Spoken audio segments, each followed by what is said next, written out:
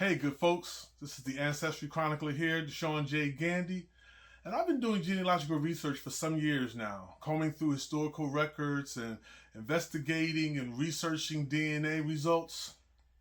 And I've discovered secrets in my family tree. Yep, skeletons in the closet. You want to stay tuned to this video because we're going to be talking about to reveal or not to reveal family secrets.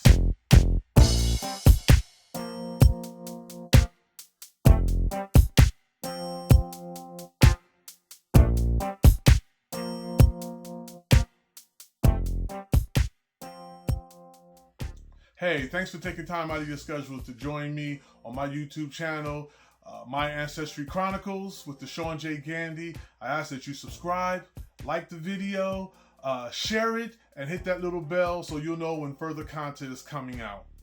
We're going to be talking about today to reveal or not to reveal secrets in your family history. And if you decide to reveal, how to reveal those secrets. Listen, there's some things you need to understand, and that is when you begin to do family research, you will discover secrets in your family tree. They're gonna come unearthed. I mean, once you start researching, these things are just gonna come up. Things that generations before you thought they took to their grave. A lot of them had no understanding or concept of DNA that would soon come along. And once that came along, man, just a lot of things that were intended to die when our ancestors died, well, they're still around. And so it's interesting because I've had people say to me, I've had family members say to me, don't dig too deep. Or I've had family members say to me, you're going to keep digging until you eventually find something. I've even helped people do research on their family tree, and they've felt the need, they felt compelled to say to me, listen, there's some things I think you need to know before you begin, the research on my family tree. And that's because people understand that pretty much we all have secrets in our family tree. And so knowing whether to reveal those or not to reveal those, and if you do decide to reveal those, how to do it, are important questions to ask, because the revelation of these secrets, for all intent and purposes, can be painful, very painful.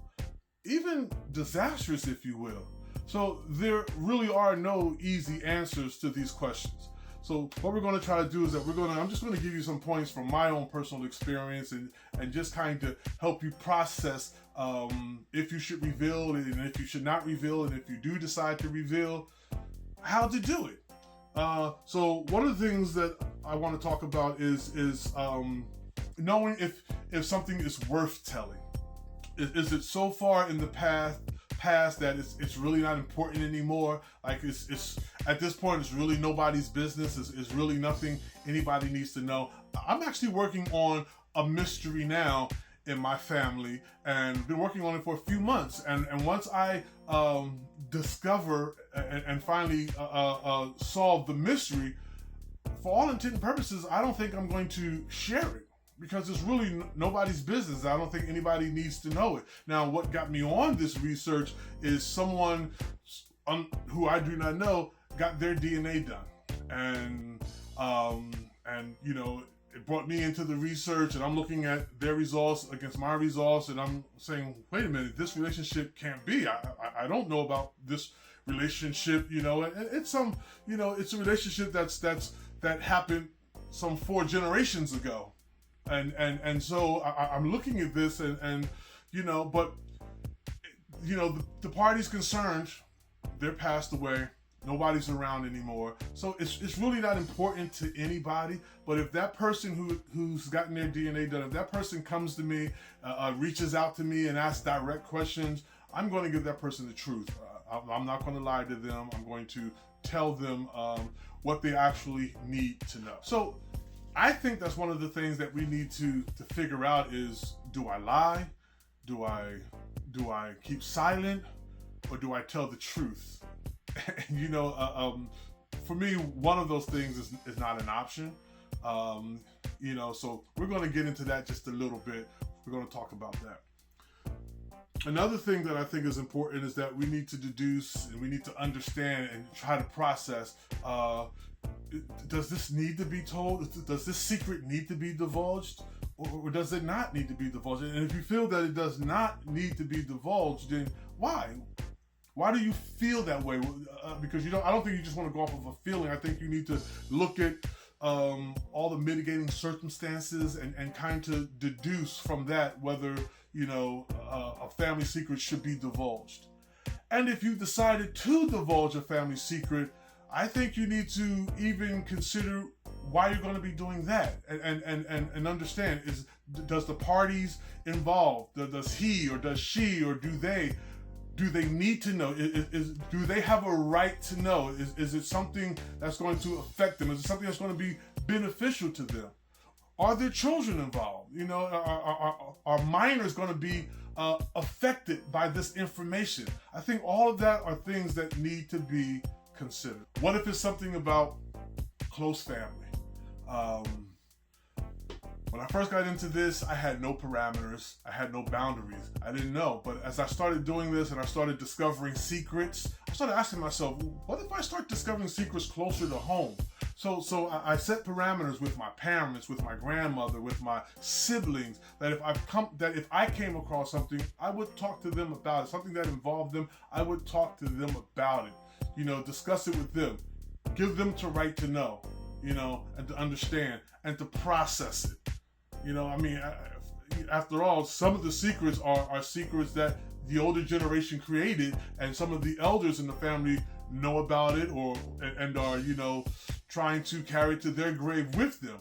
So I think that for me, my parameters are set that if immediate family, if it's something about immediate family or involving immediate family or something that the immediate family has decided to hide or try to keep secret, then we're going to have that discussion. I want to talk to them about it. Another thing that I think is just figure out how is this experience going to affect the person? How is he or she going to deal with this information? I think the one thing that we can't be is that we can't be callous and say, oh, well, that person just needs to get over it, or he just needs to deal with it, or I don't understand why she is acting that way. I mean, just it is what it is. I've been blessed, fortunate enough that I have both of my parents. I've always had them, and I know who they are, my biological parents. DNA has borne that out, and so for me, there is no other reality. And there will never be another reality, because for me, I have the only reality that I can have. But for others to live X amount of years, X amount of decades, I mean, to have children, grandchildren, some people even have great-grandchildren, and they're finding out things, there are secrets out there that won't just affect them, it will affect their children, it will affect their grandchildren, it will affect their great-grandchildren, and not being able to go to people who kept the secret, who hid the secret, and to ask them, why didn't you share this? That's something that's painful. That's something that can be disastrous for that person. And for all intent and purposes, some of these people need therapy. So I think as a genealogist, as a family historian, if you're going to choose to divulge these secrets, that you need to be prepared to encourage people to be able to seek therapy, to help them process this information, to help them deal with this new reality. Because it's real. You're going to discover, dealing with DNA evidence, that some things are going to be looking a certain way. And you're going to think that that's the conclusion. But it's okay to get someone who's more experienced in DNA involved and get their input and allow them to help you draw the proper conclusion.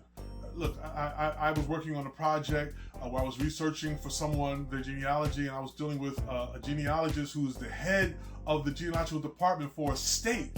And once we got to the DNA evidence, she said to me, listen, I know nothing about DNA. I know nothing about that field, so I can't do anything with that. And so, there's some people out there who just don't know how to handle, how to decide, how to understand, how to process DNA information. So it would be helpful to seek out an expert to help you, especially if you're not sure. If you're just not sure, and sometimes you can think you're sure. Sometimes you can say, well, this has to be it. But it's okay to get someone who's more experienced involved and to get their expertise on it. And it's okay to also tell a family member that, listen, this is what I'm looking at. This is what seems to be the case, but I'm not 100% certain that it is. This is what it looks like. So you have to be able to even tell them that. And for me, I understand the whole prime directive thing. I'm a Trekkie, so I get it that sometimes, you just don't need to say anything. So that brings me back to lying, telling the truth, or keeping silence. If someone asks me directly, especially if it involves them, then I'm going to tell them the truth. If family members just come up to me randomly, hey, I heard you got your DNA done, and what did you discover? Did you find anything juicy? Did you see any secrets? For them, you can answer. You don't have to lie to them, but you can be as vague as possible. And so where silence comes in is, I'm a stickler for this, and this is just my process with it, and my process working on my tree, is that if I discover somewhere along the line in my family tree that someone is, that there is a non-paternal event, that someone is actually not the father and someone else really is the father, I'm not going to lie on my tree and make the person who's really not the father, the father. You have, I think, two options there. Some genealogists that I've talked to, I've spoken to, they believe that you don't need to reflect anything on your tree, or you can reflect what you want on your tree. I think that I should reflect the truth on my tree, especially if it's in a platform where a community of researchers have access to it, and other people are going to be researching the same family from different branches of that family. I don't want to mislead them. And have them run down a rabbit hole that's going to lead them way off of where they should be. Whether it's a month of research, a year's worth of research, and then they come across and discover, oh my God, I've been going down the wrong path.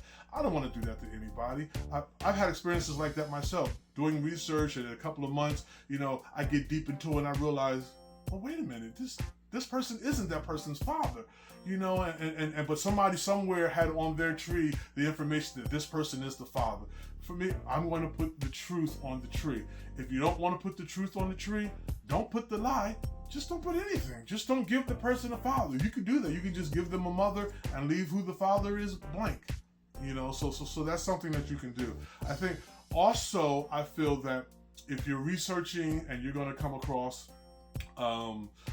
say like there's a half relative in the family, and you start researching the half relatives branch of the family, and you discover a secret in their side of the family, I don't think you need to share that information. If it's not your family, then hush. It's none of your business, actually. They can find out on their own. They can do their own research and discover the secrets, discover the skeletons that's in their closet. I don't think you need to say, oh, I just found out that, that my third cousin's uncle is not really, his full uncle. He's a half uncle, and start, his and just start going into all that. And I know who your real uncle's father is, and I know you thought this, but this is the truth. No, that's not your place, So you have to decide if you're going to reveal or if you're not going to reveal family secrets that you've discovered. And then if you are going to reveal, you need to figure out how you're going to do it, because you need to be sensitive, you need to be compassionate, and you need to consider the time and the place. Holidays, birthdays, funerals, weddings, life events aren't the time to reveal secrets. And you can keep the circle as small as possible. There's no reason. Everybody needs to know. I've had people in my family say to me, listen, it's our family tree. If you discover a secret, we all need to know. You just tell the secret. Everybody doesn't need to know, because everybody's life is not going to be affected or devastated by this secret. So you want to keep the circle as small as possible. And that's it. Thank you, ladies and gentlemen, for tuning in to my channel, My Ancestry Chronicles with the Sean J. Gandy. Thank you so much. I am the Ancestry Chronicler, and I hope you like the content. If you did, give me that thumbs up, hit that like button, and also subscribe to my channel and share it with somebody else. Hit that ding bell because we got other content that's coming out, some really good stuff that's coming out. I'm going to be going down to Virginia and going down to the Carolinas and interview some people to get their stories, and we're just going to have a really good time. We just got some information coming for you that's going to really be helpful and enlightening and inspiring. Thank you very much. Peace. I'm out.